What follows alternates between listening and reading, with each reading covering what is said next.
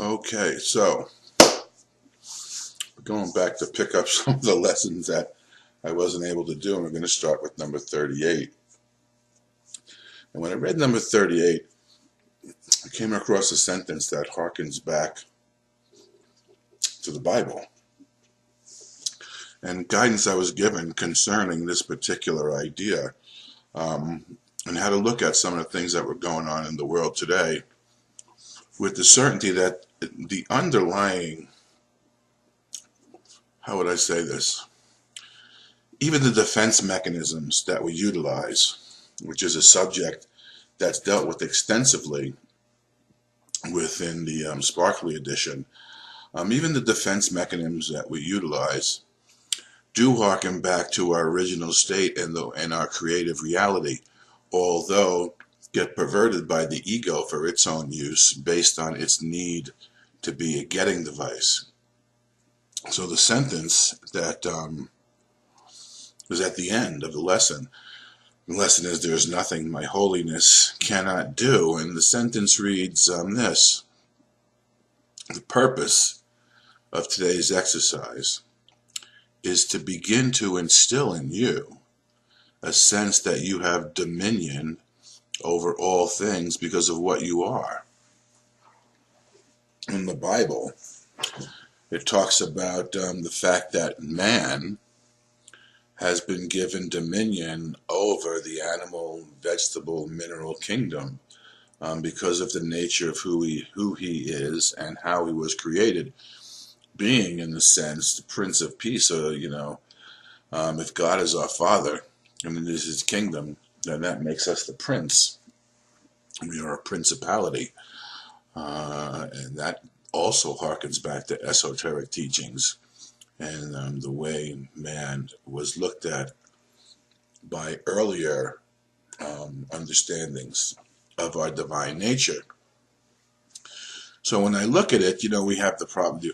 We talk about GMO, genetic modification, and what goes on within cattle raising and slaughtering, and the whole idea that we have been given dominion over all things because of who we are and what we are is the basis for those types of behavior.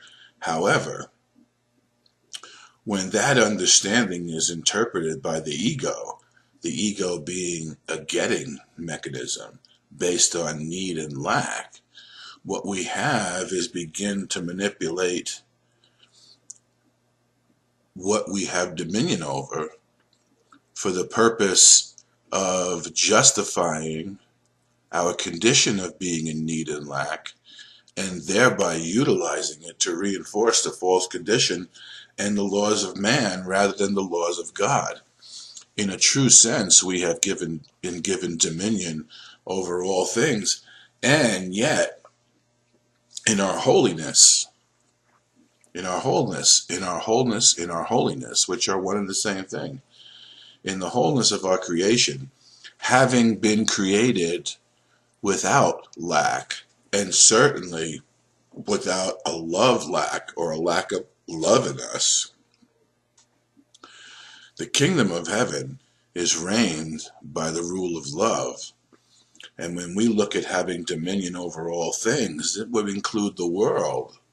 The admonition begins to be to look upon the world with the eyes of love, and with the eyes of love, there's nothing that your holiness could not do.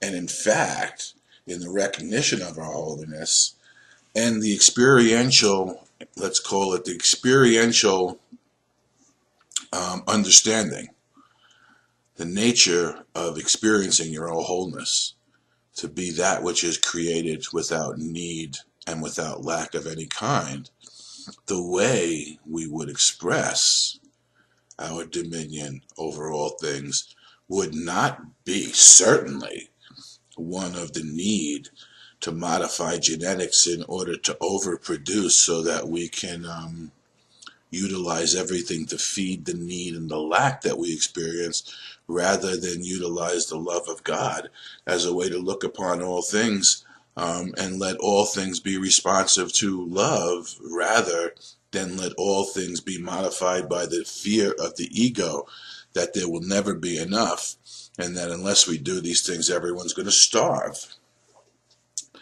Now, there's a line earlier.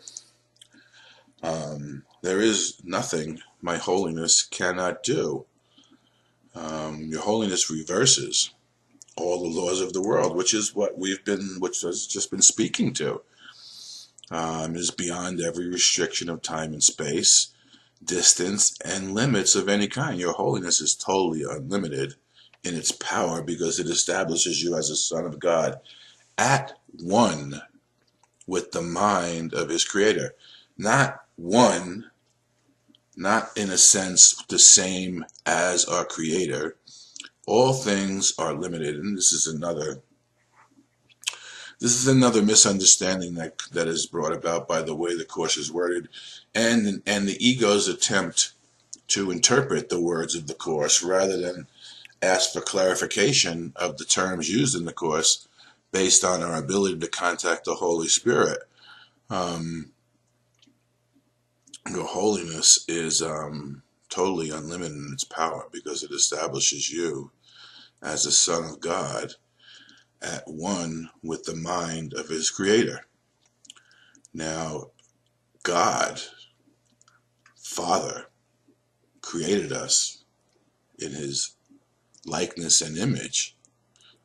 And there's no escaping the fact that while we do share one mind with our creator, as Jesus says in the Course, everything is limited by the nature of its creation. Now, many people think that there's something wrong or that was an errant line, rather than understanding that just because we have been limited by the nature of our creation, it doesn't mean that our power is limited. Our power is unlimited. What it means is that the Son cannot create the Father, yet the Son establishes the fatherhood of God. So while all things are limited by the nature of its creation, we were not created limited in any aspect other than the fact that we can't create God the Father as God the Son. Yet in order for there to be the fatherhood of God, we must accept our true role as Son of God. Through your holiness, the power of God is made manifest. Through your holiness, the power of God is made available to you, and there is nothing the power of God cannot do. It reminds me of the Baltimore Catechism, second question, who am I? And the answer is, why did God create me? God created me to show forth his goodness. And that's the nature of our creation and how we're created. And that's the nature of how we were given truly to express dominion over all things, not from the egoic standpoint of lack and need, but from the standpoint of the true nature of God as being all giving and all loving and all powerful. And so this would establish the reign of love as Jesus began to introduce to us 2,000 years ago. To learn, he taught love, teach only love, for that is what you are. But in order for you to be only love, God must be love as well, which would eliminate the idea that we're being punished for something that we did and allow us to come into the recognition that a loving God allows us the free will to get the result of our own thinking. And if we're getting results that we don't like, then it must be our thinking that's the cause of the results that we're getting. And if we change our mind, we can change the results that we're getting. Oh, that's the next power. That's the next sentence. Your holiness then can remove all pain, can end all sorrows, and can solve all problems. And this is the line I wanted to get to. It can do so in connection with yourself or with anyone else. It is equal in its power to help anyone because it is equal in its power to save anyone. And as we begin to recognize our holiness is our salvation. If you are holy, so is everything God created. You are holy because all things he created are holy. And all things he created are holy because you are. So it's sort of, well, it's not circular. It certainly is holographic and of an expansive nature. Um, if you are holy, so is everything God created. You are holy because all things he created are holy. All things he created are holy because you are. And all your creations, the creations of light, which are being held in abeyance until you recognize your own whole, true, perfect light and release yourself from the darkness of the sight, the darkness that, as he says in the Course, came upon man when he decided to close his spiritual eye to light.